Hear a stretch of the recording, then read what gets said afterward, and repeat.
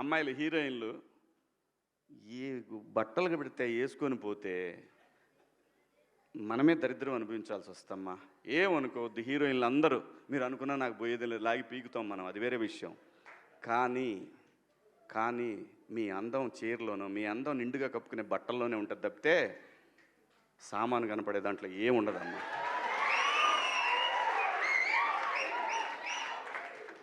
అవి వేసుకున్నంత మాత్రాన చాలామంది చూసినప్పుడు నవ్వుతూ అంటారు, కానీ దేద్రముండ ఎలాంటి బట్టలు ఎందుకు వేసుకుని కాస్త మంచి వేసుకోవచ్చుగా, బాగుంటావు కదా అనాలనిపిస్తుంది లోపల, అనలేము.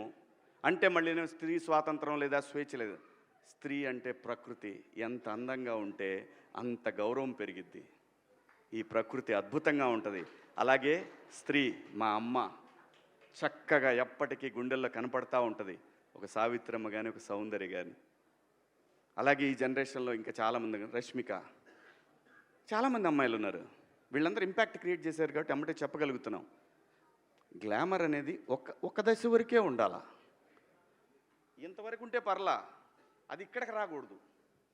నేనేవాళ్ళే కానీ చెప్పడానికి మళ్ళీ అందరు రేపు పొద్దున పెద్ద పెద్ద వాళ్ళంతా బయలుదేరతారు, మాకు స్త్రీ స్వేచ్ఛ లేదు. స్వేచ్ఛ అనేది అదృష్టం. ఆ స్వేచ్ఛని కోల్పోవద్దు. మన గౌరవం ఎప్పుడు పెరుగుద్దంటే మన వేష భాషల నుంచే మన గౌరవం పెరిగిద్ది.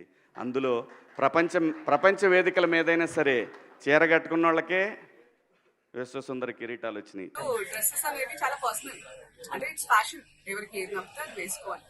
ఆయన దృష్టిలో ఆయనకి ఇన్సెక్యూరిటీ ఉన్నట్టుంది, ఆయన ఎలా కనిపిస్తారు, అందుకే అలాంటి రెస్ట్రిక్షన్స్ అంతా ఉన్నట్టున్నాయి. ఎవరి ఇష్టం వాళ్ళది. ఇప్పుడు ఆయన చెప్పినంత మాత్రాన మనందరం వింటామా ఏంటి? ఎవరిది వాళ్ళకే ఉంటుంది. But I personally feel dressing అనేది ఇట్స్ సమ్వన్స్ పర్సనల్. తిండి, బట్ట ఇవన్నీ మనకు నచ్చినట్టే ఉండాలి, అంతే కదా. మన కంఫర్ట్, మన ఇష్టం. మీకు నచ్చకుండా నేను బలవంతంగా పక్కన పెట్టా మీకు బిర్యానీ కావాలని ఉంటుంది, అలాంటిది ఏదైనా it's personal. So it's unfortunate that ఆయన ఐ ఫీల్స్, అంటే నేను సింపథైజ్ చేస్తున్నాను ఆయన మీద, బట్ ఆ మైండ్ సెట్ పాపం